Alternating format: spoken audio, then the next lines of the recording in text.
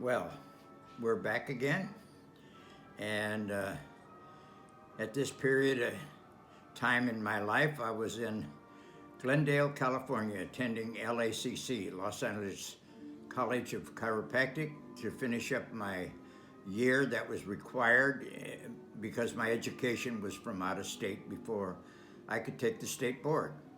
And so I lived in a little apartment just about a half a block from the college, and I had a 1948 Oldsmobile convertible.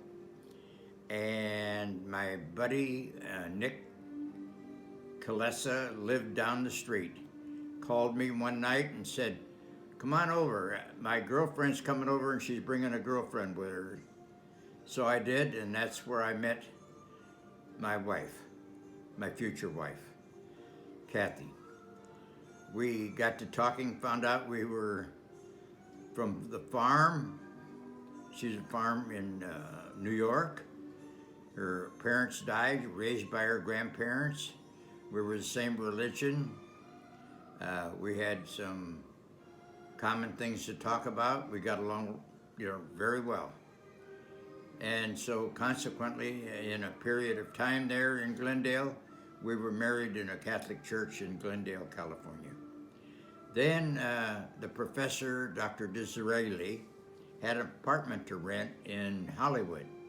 So we then rented that apartment, and we lived there for at least 6 months. And she was then pregnant with our first child, Kathleen. I then finished my work at LACC and got a employment at Pioneer Water Heater Company. And so I did that for several months, and then we moved to Barstow, California. And I took the state board and got my license. My mother helped me with obtaining a house north of the Hinckley School, about 12 miles outside of Barstow. And so it was a brand new home. The gentleman was named Epps that built, I think, 4 or 6 homes there. And we had a common well, and that's where we lived for at least 2 years. And so I would see patients there. In fact, one night, it must have been 9 or 10 o'clock, pounding at my door, and this gentleman came and said, "I need you. My wife's having a baby." So I said, "Okay." And so I followed him, and it was just like the movie Grapes of Wrath. It was in the desert, it was at night, and the wind was blowing like hell. And the shack that he lived in was horrible. And so I got a hold of Mrs. Smith, who was living just a couple of blocks away, and she worked with my mother at the cafeteria there in the Hinckley School. And so we cleaned off the kitchen table. There was not a clean sheet in the house. It was just like the Grapes of Wrath. And so we managed to deliver the baby on the kitchen table, and it was quite an experience. So then my mother and Mrs. Smith and a couple other volunteers cleaned up the place a little bit. He was unemployed. She appreciated everything we were doing. We got her clean sheets, groceries, things like that. So that worked out nice. And then as time went on, Dr. Morgan in Barstow had me come in to his practice, and I did not hesitate because Hinckley was just a small farming community, and I'd only see a few patients a day, and consequently Dr. Morgan's practice was very good. He'd been there for years, in fact. And my family had seen him many years ago. Dr. Morgan, he lived in Hinckley, actually, right across from my folks, and PG&E, the capital of the cancer center of Hinckley. And so I spent at least a year or so with Dr. Morgan. And then there was, I belonged to the,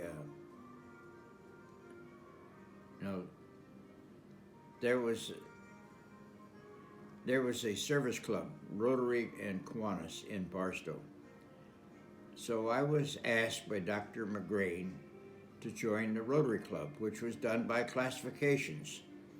And only one manager or director or owner of a business or profession were allowed to join Rotary, and they had to vote on you.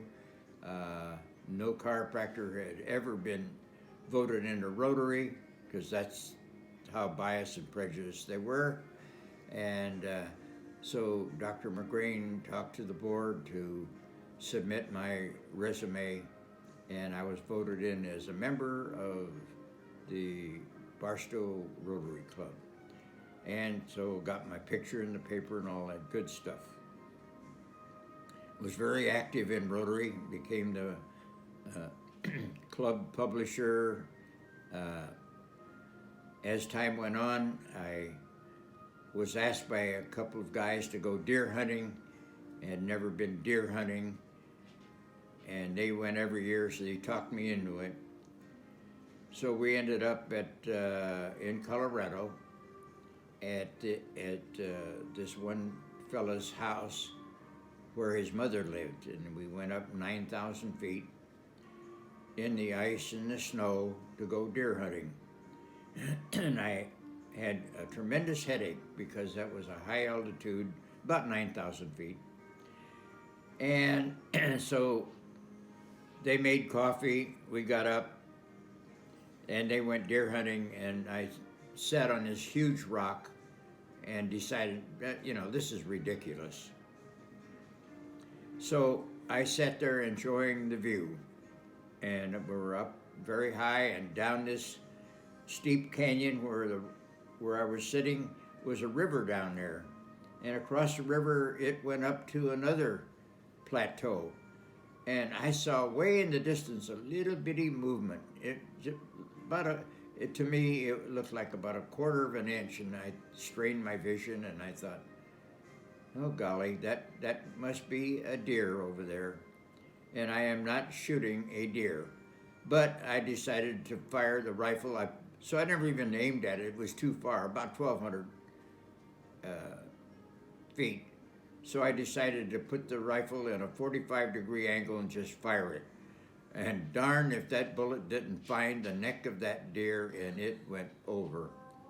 Now, I said, oh my God, I have to climb down, cross the river, up the other side, and where the deer is. And naturally, they heard the shot, so they came from another direction.